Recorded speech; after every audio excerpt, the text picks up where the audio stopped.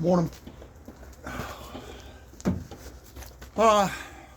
Cleanup day at the mill, but I got a little customer project I want to knock out quick, which is going to help me out with cleanup day. So this little blower, Husqvarna, it's a 528BX, has been repeatedly coming back to me. I went up and did a timber frame last year in New Hampshire for about a month, and I took it up there with me to run it because they were running that True Fuel stuff, let me take back True Fuel, the premix fuel from our local Steel Husqvarna dealer in all their equipment. And what happens is every time I dump it out and I put my mix in it, which is Red Armor and high test gas, 40-1, they run. So I did the same thing with this. They said they couldn't get it to run. Dumped it out, put my stuff in it, a little bit of Seafoam. And I had a comment about Seafoam the other day. Somebody said they'd never heard of it before. Let me show you what Seafoam is if you're not familiar with it. And it actually, to be honest with you, the comment made me laugh. Because the comment, I'm not going to call the guy out. He just said that, he'd never heard of Seafoam before, been doing this for 30 years and don't need that and blah, blah, blah, blah, blah. I've been doing this a little longer. And I can tell you wholeheartedly, obviously I'm not sponsored by anyone, Seafoam right here is the simple best fuel additive on the face of the planet. It's not cheap. You can see this little can's $14. Sometimes you can find it at Home Depot and stuff like that a little bit cheaper. This stuff right here, you put it in your vehicle, put it in your two-stroke, put it in your diesel. This stuff will clean out a carburetor that's gummed up like you've never seen ever. So when it comes to small engines and carbs and stuff that's been sitting a long time, people like to say, I just can't get it to run. It bogs out every time I hit the trigger. You put this stuff in it and it will clean the carb versus having to yank the carb and pull it all apart, spray all through it and everything else. This stuff will clean it out. So to each their own. If you want, have your opinion, that's fine. What I can tell you wholeheartedly is this stuff works like crazy. And forget saying, no, well, I use this stuff, or I use that stuff, or I use this stuff, or I use that stuff. I'm not shitting on anybody else's product. I've tried them all. This stuff flat out plain friggin' works, and it works awesome. I put it in my truck whenever I'm going to go on a long trip. And most of the time I'm bopping around town, but if I'm going to go on a long trip and I'm going to burn through a whole tank of fuel, I put a whole thing of this in it. And it cleans your injector. Your vehicle will run noticeably better afterwards. Just a great cleaner. So anyway, we're going to swap out this carb and try it out. Hi, honey. I was going to do a rebuild on it, but to be honest with you, I could buy a whole carb cheaper than a rebuild kit. So, oh, sorry, honey. Okay. I was supposed to do that. I forgot. I was supposed to warm up Kate's car. I forgot. I'm not gonna bust out any impact guns or anything. This should only take a minute. Full disclosure: I've never done a carb on one of these before, as far as replaced it goes. So we'll see how this goes. If I see anything that jumps out at me as, damn, I should really show that. Here, I'll give you one thing right off the bat. If you don't have a scrunch with T27s on them, steel, just go buy one. If you work on chainsaws, both Husqvarna and steel, you can't find these T27s easily. They're not something that's easy to find. Right, so if I pull this thing out, this is the throttle cable. There's a little slot. Yep, pops right through there. The whole unit comes out together. So, pop the throttle off. Bye, Danny. See, bye to Danny and Kate. Come on, here, check it out. There's Danny. He's going for a ride with Mommy. Bye, honey. Have a good morning. Have fun. Good luck with the carburetor. Yeah, thanks. Have fun storming the castle. Oh, there's Terry Quinn, our local building inspector. Yeah. So, that's a bleeder, goes in there. We got the little squishy primer ball. Main fuel feed. Let's get our hemostats out. I'm going to try to carefully pop off this fuel line so we don't put a hole in it. Looks like she's going to come right off. Hemostats, get fuel all over the place. Come on, baby. She's not going to pump fuel all over the place, which leads us to a possibility it could be the filter also. So if I replace this carb and I see the same symptoms, I'll drop in a filter in it. No harm, no foul.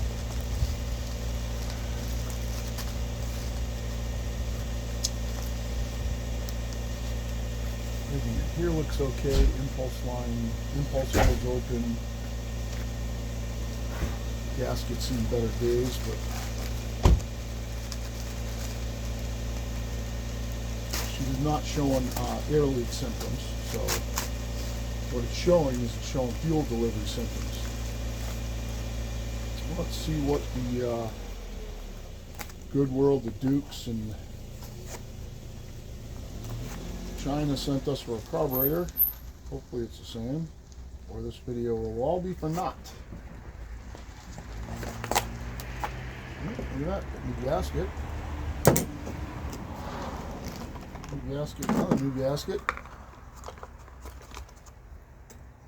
Let's see if we need those.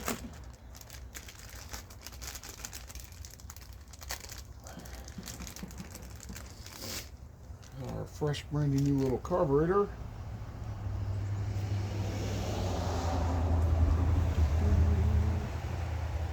Impulse looks like it's in the same spot. Does this have a gasket on the back of it? No, that's weird. So this has got this big ass gasket on here. There's one on the front side. It's got this big ass gasket on here. You know, one thing I want to do is I want to make sure that, let me get you a better view. I put this back together the same way. Let me grab myself. Man, my fingers aren't working. It's cold out this morning. That's why I'm not working out back. So there's an Amazon box here. Just throw this thing down. You can work on the inside.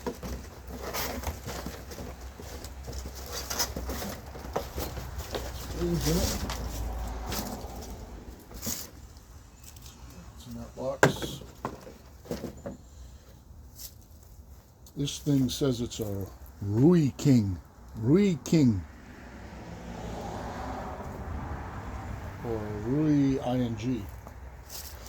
I don't know if that star is supposed to be a K or not. Alright, so if you look at our little unit here, we got one little for the pulse bulb and a return line off the pulse bulb back to tank. Oop, there goes our carb bolt. All the little parts over here. So we're going to pop this off. I assume there's a gasket on the other side of this. And we'll pop this one on the new one, put our little gasket in there, see if we can drop her back together. Make sure you get a good view. Yeah, we'll go like this. There we go. If I get in the way, I'm sorry. I don't really mean to, just sometimes I'm dumb and get in the way. So we're going to get our little finger tighty things off here. myself a pair of needle nose. My chainsaw pack, whenever I'm doing small engine work, I just grab my chainsaw kit. It's got pretty much everything in it. These little fuel lines, they don't seem like they're ready to give up the ghost or anything. They seem okay. You're just gonna have to be moderately delicate with pulling them off. They're little seats, so you don't break them. This is just a pulse bulb, so it's not working really with any pressure. If it was broken, it would leak when you pushed on the primer bulb. Okay, so now it should come apart. So make sure that we get it back the same way. So you got two little indexing pins here. Not that I'm trying to show you how to repair one of these. And those indexing pins go forward. And there's a seat for them right there. And there's no gasket on that front side. I don't really see a reason why there would be. But there is a gasket that matches up to that. So I'm going to put it on it. There's no sealing there that... Also, the other giveaway is that throttle's on the bottom on the right side. So we'll throw this gasket on here. There are two gaskets. They're both different. One's got impulse hole on it. There is a gasket in here. I'm wondering if I should put that one on. I think I'm gonna anyway. Just for the heck of it. Just for the halibut. And this has got, oh, there is a gasket in here. It's on the back side of this heat shield. So one thing that's good about that is that this gasket shows us which way the heat shield goes back on. And since this isn't a sealing side, I'm going to take this gasket off. I'm not going to use it because the one that's on here is stuck on here, and it's not a sealing side anyway, so there's no reason. And there's no reason to replace it. And it orients the carb in the right direction.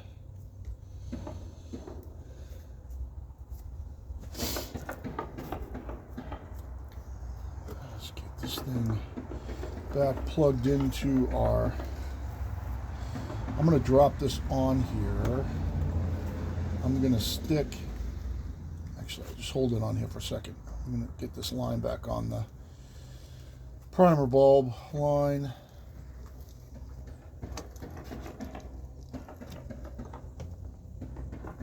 Okay, back together there. Got our little squeezy fake primer bulb sealing ring on here. Sorry, it's cold. My hands are not working very good right now.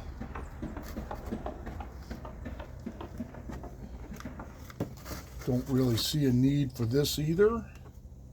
This line is more than capable of sealing itself, and this little ring thing's not putting enough pressure on that line to do anything.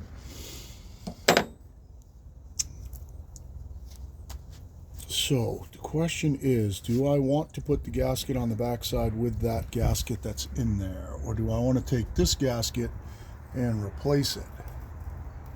Now it seems like this thing is like a big dust shield. So if you look in here, if you see this gasket right here, this is like an integral gasket and dust shield.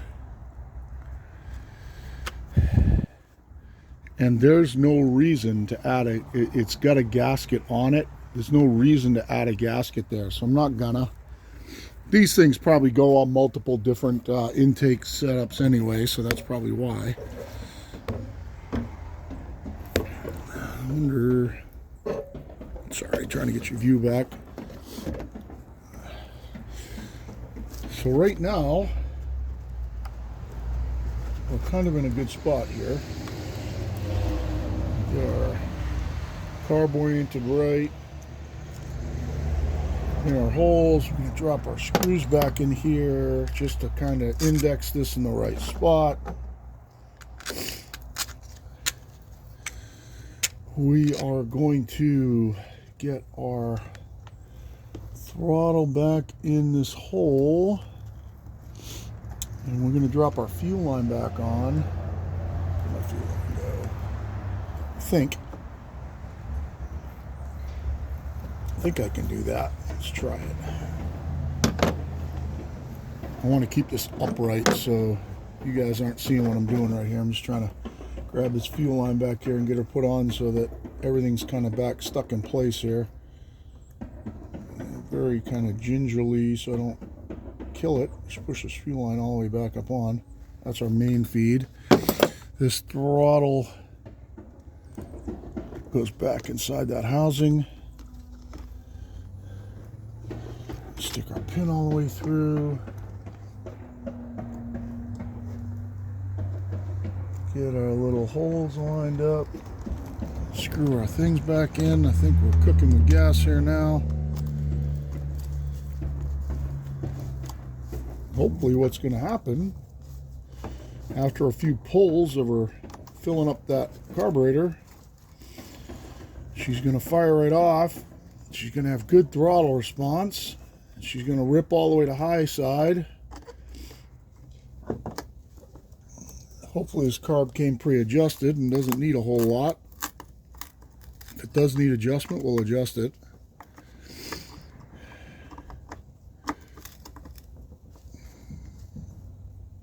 I'll have to look up the specs on this and see what the RPM specs are on it, but try not to gronk down on these things, but I want to just kind of sneak up on tight both sides little by little by little. Check for function. Looks like that works. Choke. Now that's interesting. How does the choke hook into... Alright, so that's one thing that I don't understand, is how I gotta see how this choke hooks up. I missed that.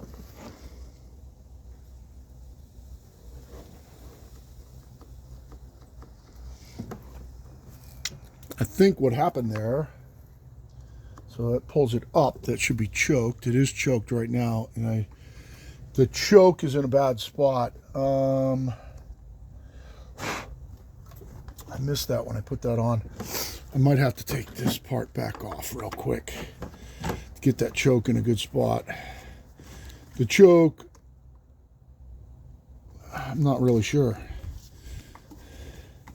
It doesn't pull up on it, and I never hooked it up. Let's see what this looks like. So it's on this side.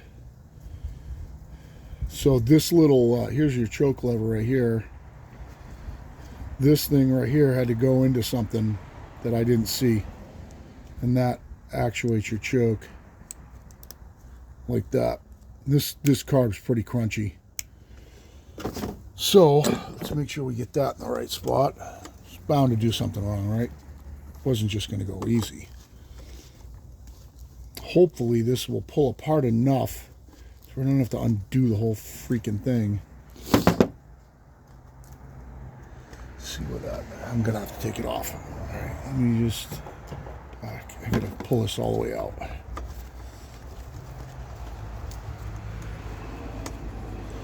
That was a dumb thing I just did.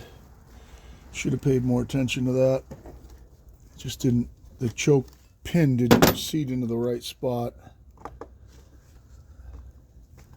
Let me pull it back out of there real quick.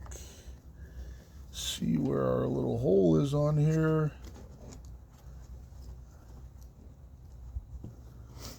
So let's see. Oh, hold on. There it is. So that's choked. We're going to get that down in there. It's hard to see, but what I'm trying to do is I'm trying to get this, the choke lever goes down into that slot right there. And I just got to get it pushed down. And hopefully if I can keep some pressure on it, I can get it pushed down without taking the whole thing apart. There we go. Oh, come on, almost. Get up. Ah. It's not. Come on.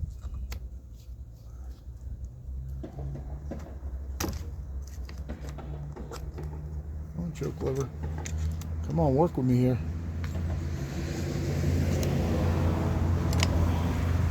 It's almost like that pin's in something. All right, hold on. I gotta take these out real quick. We'll reseat it and do it again. It's not like it took long. Okay, there we go. Yeah, it's all better. So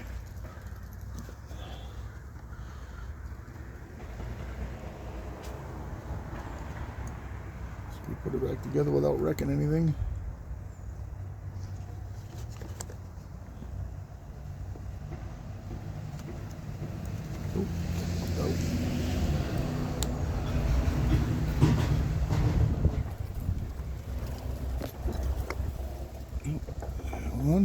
Almost there. Yeah, let's get it.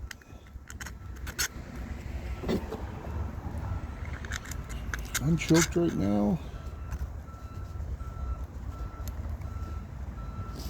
Let's pop her back in there.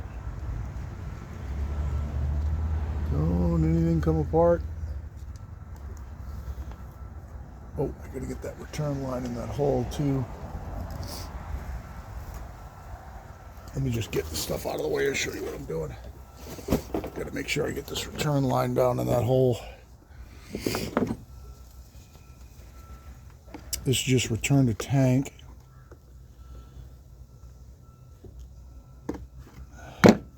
Sometimes they can be a bugger to get in there.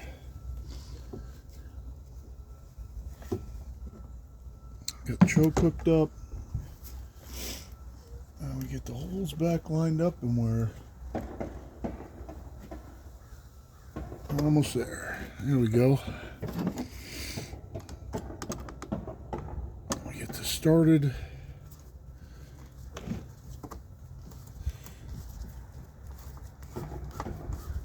We got fuel in it, so it should be pretty simple from here. Put our air filter back on. Maybe we'll try to start. No sense in trying to start it without putting the air filter on. Let's make sure the choke actuates. Yep. Okay, choke works. Trigger works great. Now we'll sneak up on tight.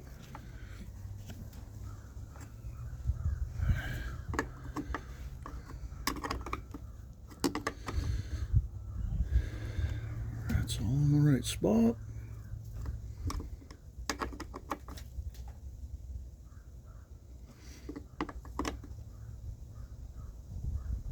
No, it's plenty tight enough to seal it. I'll back you up a little bit. We'll see if we can fire her up in here in a second. Let's get. Well, I tell you, I would hate to see the particles that have to go through that thing. Some sort of little particle seal, a pre-filter, or a secondary filter. The actual filter's in this. And it's clean. It's like brand new. They probably replaced it because they figured that would get it running.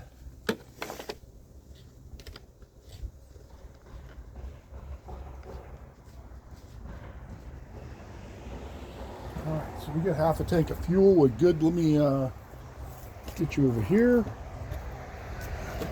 See if we can fire this thing up. This would be a neat review. That thing versus my electric one. And as a spoiler, I've already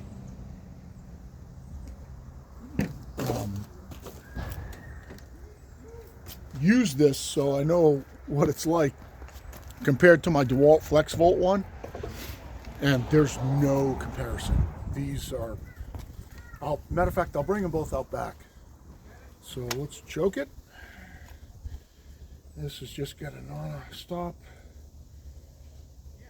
We'll give her like 10 pumps here.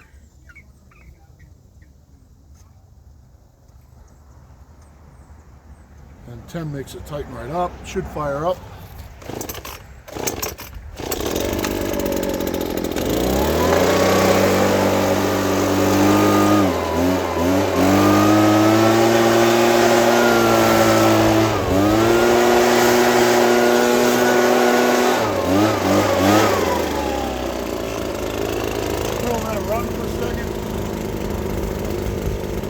take a walk out back. I'm going to show you the difference between that and a FlexVolt battery powered. Let that thing warm up. It was just the carb. It's acting completely different.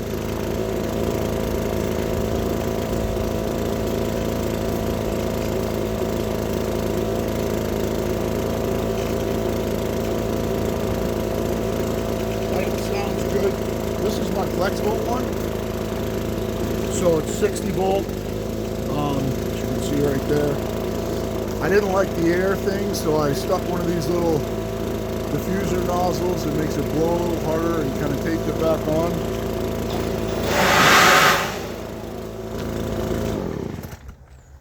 And if you hear this thing run, it sounds like it kicks ass, doesn't it? Let's go out back, grab some stuff here. I'll explain a couple things on the way out. I am going to cut a couple of more 16 footers for that customer in that job I did yesterday out of that spruce log on the top right there. It's like a 20 footer. It's got a little sweep on the end, but I'm going to cut them in insurance 1 or 2 2x8s out of that.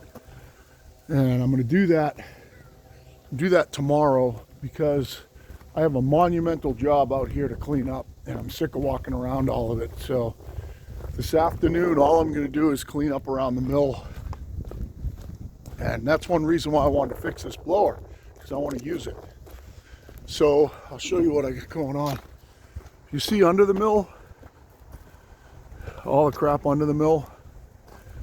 This is what happens when you mill a lot.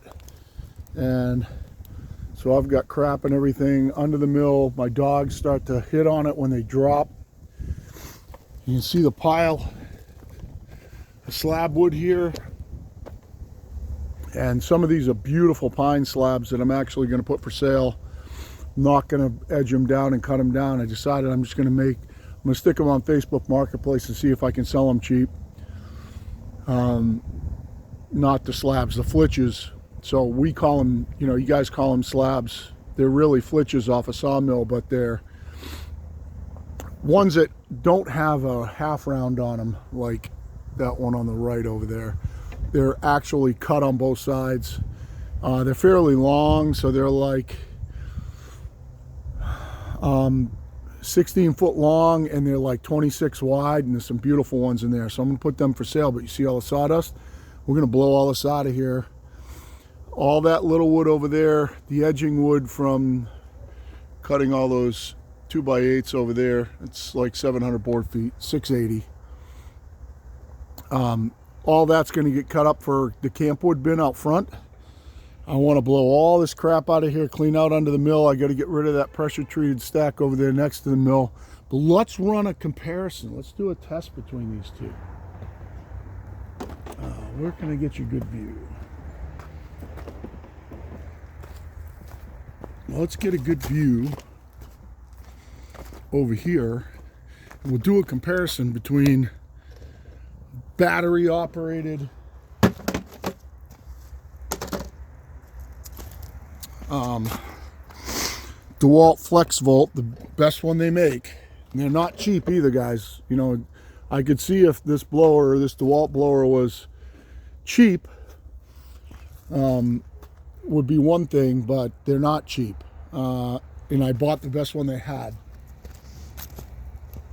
because I run the FlexVolt platform on all my tools. Now, the one thing that's great is they're instant on, instant off. There's no doubt about that. This model, let me tell you what model it is. This is a DCB, get a good view on that.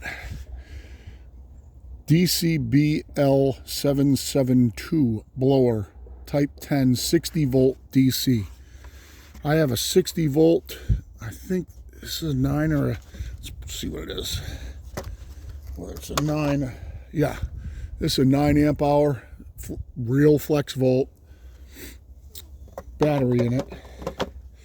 Now, the good thing about the FlexVolts, all lights, is that they're either on or off. They kind of don't taper down on this unit.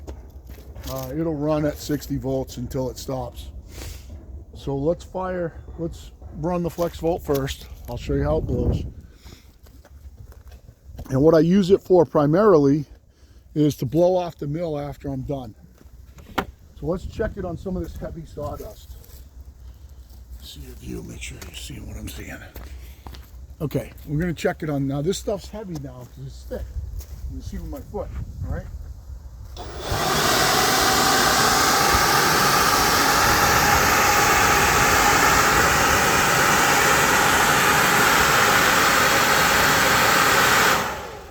You see it's not even moving, this stuff here that's a little wet.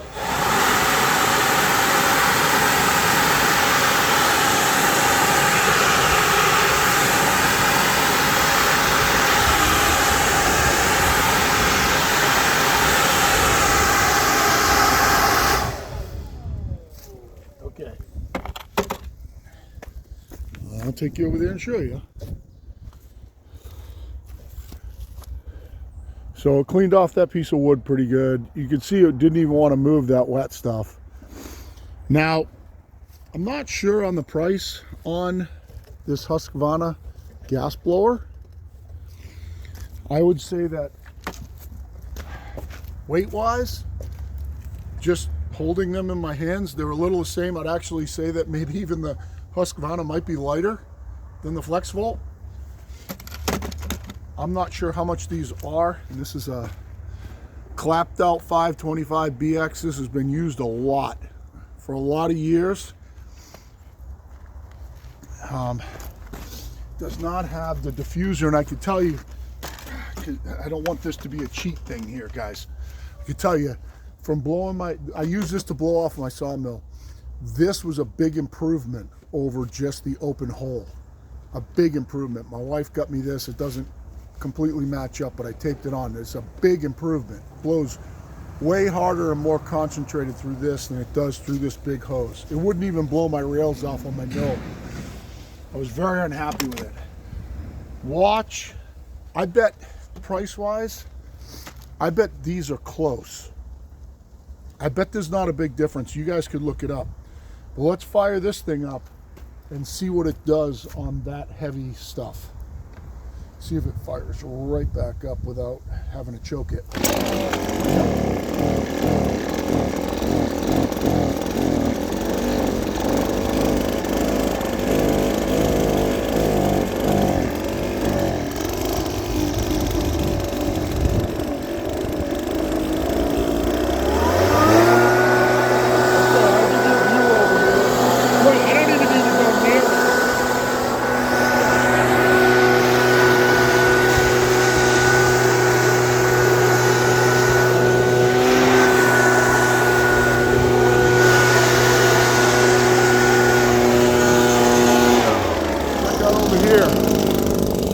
This thing's got to run a little bit, believe me.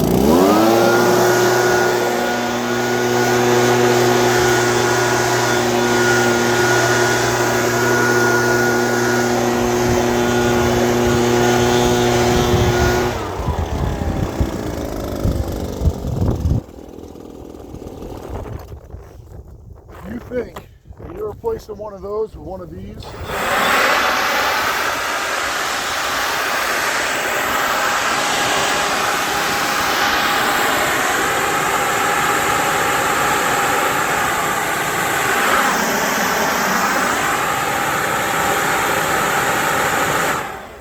This.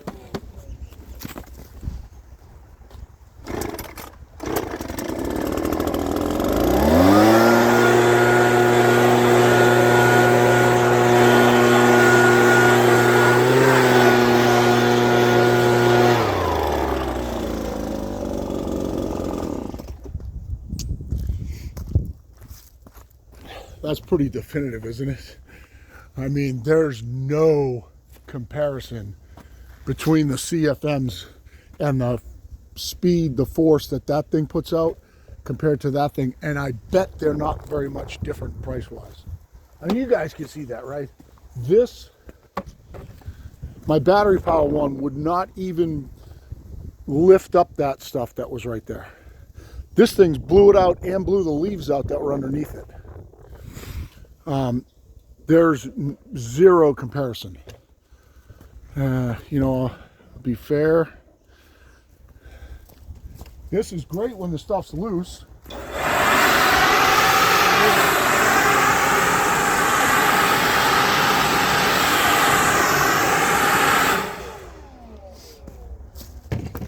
But fire this bad boy up.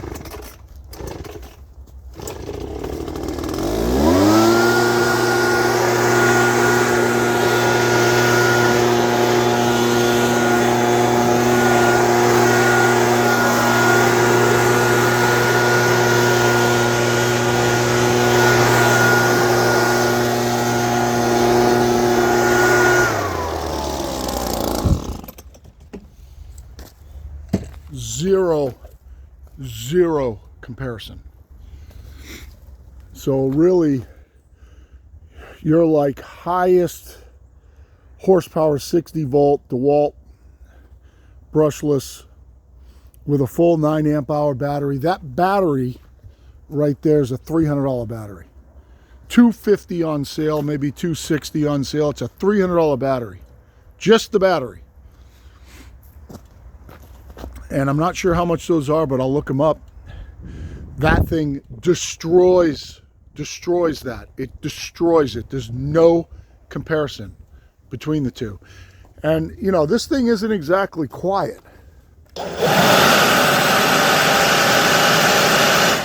So it's not like it's silent. You know, if it was silent, it would be one thing, but you know, with that sucking in that air on the backside and blowing it through, it's fairly loud, and no doubt, you know, the gas one's louder, but it destroys it. So that's my little video for the morning. Glad this thing's working good. I'm going to use it today to blow out and clean out here. That carb, cheap carb, Chinese carb, fixed it. I didn't buy the cheapest ones I could find, but you know, it was, let's say that carb's 30 bucks. You know, by the time I get a carb kit and pull it out and tear that old carb down and put it all back together and try it and hope that fixes the problem. Now, if you can clean the orifices and everything, it will, or put it in a ultrasonic cleaner or something like that, it probably will fix the problem. But for 30 bucks to fix this thing, home run. And it runs great, and I bet they've thrown everything at it they can. I guarantee you that the spark plug's brand new, and they got a brand new air filter in it, and they put a new fuel filter in it, and nothing fixed the problem. And I really think it all harkens back to that premix fuel. So comparison between the two, does this one have its place? Yeah, it's nice to grab, and I don't have to worry about fueling it up, and it's hit the trigger and it goes. But for doing any type of real cleaning work, I'd take this around my sawmill over this one, and I'll wait a little while. I'm going to wait as long as I can before they ask for this back, and use it a little bit. So that's my video for today, and that's Pirate Solutions out.